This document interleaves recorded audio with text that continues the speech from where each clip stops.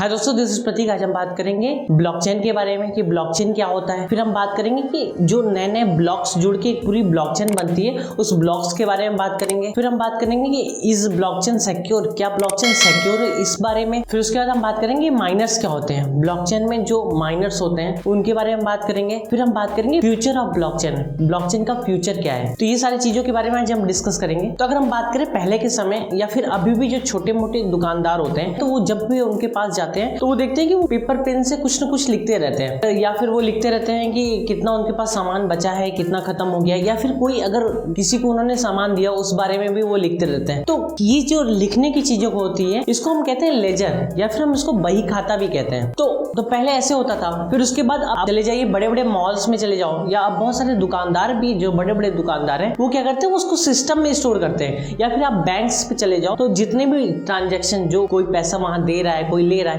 ये सारे ट्रांजेक्शन को उन्होंने कंप्यूटर में डाटा के फॉर्म में स्टोर करते हैं। तो पहले ऐसे या तो पेपर पेन यूज होता था या सिस्टम पे हम यूज करते थे। फिर 2009 में जब बिटकॉइन लॉन्च हुआ तो ब्लॉकचेन टर्म मेन स्ट्रीम में आ गया। तो ब्लॉकचेन बेसिकली क्या है, ब्लॉकचेन एक टेक्नोलॉजी है, इसके थ्रू हम क्या करते हैं, डाटा को डिसेंट्रलाइज तरीके से स्टोर करते हैं। तो डिसेंट्रलाइज मतलब कोई एक सेंट्रल अथॉरिटी उसको कंट्रोल नहीं करती, वो जो डाटा होता है वो डिस्ट्रीब्यूटेड होता है, इसीलिए ब्लॉकचेन को हम डिस्ट्रीब्यूटेड लेजर भी कहते हैं। तो ये क्या होता है कि उस ब्लॉकचेन में जितने लोग पार्टिसिपेट करते हैं अपने हैवी सिस्टम के साथ, तो वो पूरे ब्लॉकचेन का जो डाटा होता है वो सबके पास डिस्ट्रीब्यूटेड होता है। मतलब उस ब्लॉकचेन की कॉपी हर उस कंप्यूटर नेटवर्क के पास होता है जो उस ब्लॉकचेन ने पार्टिसिपेट किया रहता है। तो फिर हम बात करेंगे कि ब्लॉक्स क्या होते हैं। क्या होता है कि हर ब्लॉकचेन में जब भी कोई नया ट्रांजेक्शन होता है या फिर नया कोई डाटा ऐड करना होता है तो एक नया ब्लॉक फॉर्म होता है। तो उस ब्लॉक में क्या क्या चीजें स्टोर करते हैं, पहले तो होता है कुछ डाटा स्टोर करते हैं। वो डाटा क्या होता है, ट्रांजेक्शन के फॉर्म में। देखें, अगर किसी पर्सन ए को पर्सन बी को कुछ भेजना है तो पर्सन ए का पब्लिक एड्रेस और पर्सन बी का पब्लिक एड्रेस स्टोर होता है, प्लस क्या सेंड कर रहे हो ये स्टोर होता है। उसके बाद कोई नया ब्लॉक फॉर्म होता है तो उसका एक पर्टिकुलर हैश होता है। अब हैश क्या होता है, तो जैसे इंडिया में हम बात करें सबके पास आधार कार्ड है, तो सबका एक आधार कार्ड का नंबर होता है जो कि यूनिक है। मतलब अगर इंडिया में 135 करोड़ लोग हैं तो सबका एक अपना पर्सनल नंबर है। वैसे ही हर ब्लॉकचेन में हर ब्लॉक का एक अपना हैश होता है जिससे उस ब्लॉक को आइडेंटिफाई कर सकते हो। मतलब उस ब्लॉक का एक यूनिक नंबर, उस ब्लॉक का हैश तो स्टोर होता है, साथ साथ उसमें प्रीवियस ब्लॉक का भी हैश स्टोर होता है, जिसके वजह से क्या होता है, यही प्रोसेस चलता जाता है। मतलब इससे आप देख सकते हो कि हर ब्लॉक एक दूसरे ब्लॉक से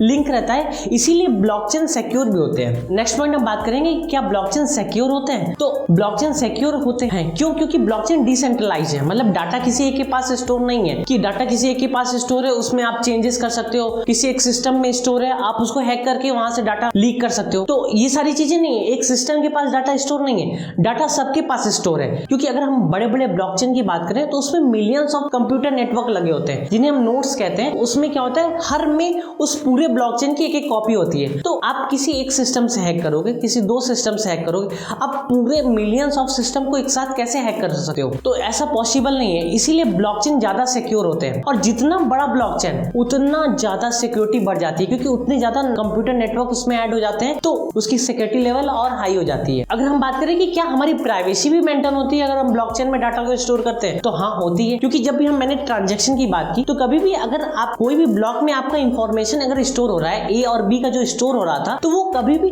उनका पब्लिक एड्रेस स्टोर होता है। पब्लिक एड्रेस जैसे आप मान सकते हो ईमेल आईडी, वो पब्लिक होता है, बेसिकली वो चीजें सबको पता होती हैं, तो वो चीजें स्टोर होती हैं। उस ब्लॉक में वो चीजें नहीं स्टोर होती हैं कि जिसकी वजह से आपकी इसकी किसी की प्राइवेसी को भी इफेक्ट पड़े। तो ब्लॉकचेन इसीलिए सिक्योर भी है, साथ में इसमें प्राइवेसी भी मेंटेन होती है, इसीलिए काफी तेजी से ग्रो कर रहा है। नेक्स्ट पॉइंट हम बात करेंगे ब्लॉकचेन में जो माइनर्स होते हैं उनके बारे में। कोई भी ब्लॉकचेन फॉर्म होता है तो उसमें क्या होता है, huge number of computer network participate करते हैं। उस सारे कंप्यूटर नेटवर्क को हम नोड्स कहते हैं। तो क्या होता है, हर नोड्स क्या करता है, जब भी कोई उस ब्लॉकचेन में कोई नया ब्लॉक ऐड होता है तो उस ब्लॉकचेन के उस ब्लॉक को वेरीफाई करता है ये सही है या गलत। और अगर जो वेरीफाई फास्ट करता है उसको कुछ रिवॉर्ड में, अगर हम बिटकॉइन की बात करें तो कुछ अमाउंट बिटकॉइन का मिलता है। तो इसीलिए लोग क्या करते हैं, एक बहुत हैवी सिस्टम लगा के 24 घंटे उसको छोड़े रहते हैं जिसमें ह्यूज इलेक्ट्रिसिटी कंजप्शन होता है। लेकिन क्या होता है, इसकी वजह से उनको फायदा होता है, उनको कुछ बिटकॉइन मिल जाती है। और अगर कोई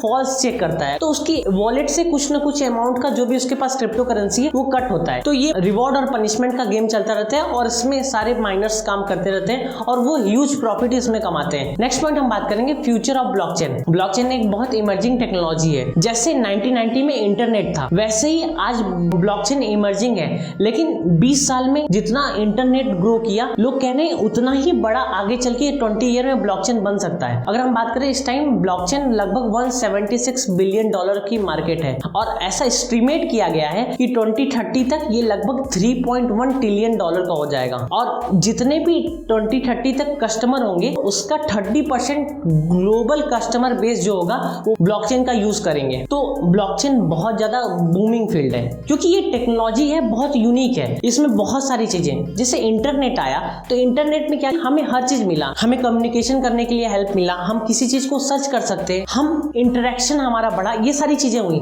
लेकिन इंटरनेट से हमें प्राइवेसी नहीं मिली। बड़े बड़े जाइंट कंपनी क्या की हमारे डाटा को अपने पास रखती हैं, वो हमारे डाटा को यूज करती हैं, वो हमारे डाटा को दूसरे कंपनी को सेल करती हैं, तो यहाँ से हमें लॉस होता है, यहाँ से हमारी डाटा सिक्योर नहीं है। लेकिन अगर हम ब्लॉकचेन बात करें तो इसमें डाटा हमारी पूरी तरह से सिक्योर है, तो इसीलिए इसका यूज बहुत सारे अलग अलग फील्ड में किया जा रहा है। तो अगर हम बात करें ब्लॉकचेन का सबसे पहला यूज तो क्रिप्टो करेंसी में, तो जितनी भी क्रिप्टो करेंसी है ब्लॉकचेन पे रन कर रही हैं। वैसे ही अगर हम बात करें तो हेल्थ सेक्टर में भी ब्लॉकचेन का यूज बहुत ज्यादा है और बहुत सारी कंट्री इस पे काम भी कर रही हैं। तो हेल्थ सेक्टर में हम कैसे यूज कर सकते हैं, क्या हो सकता है कि पेशेंट का रिकॉर्ड हम रख सकते हैं कि क्या होता है कि डिफरेंट तरह के पेशेंट आते रहते हैं, हर पेशेंट का अगर रिकॉर्ड हम ब्लॉकचेन के फॉर्म में स्टोर कर ले तो कभी कोई नया तरह का पेशेंट आया उसका रिकॉर्ड अगर स्टोर कर ले तो आगे चल के अगर वैसे रिलेटेड कोई पेशेंट आया तो हम उसका वही इलाज कर सकते हैं जैसे प्रीवियस पेशेंट का किया। और वो पेशेंट के लिए भी ब्लॉकचेन बहुत हेल्पफुल है कि उसकी प्राइवेसी को कोई खतरा नहीं है, उसकी प्राइवेसी मेंटेन रहेगी। उसके बाद अगर हम बात करें तो इसका फील्ड रियल एस्टेट में भी बहुत ज्यादा हो रहा है। जितनी भी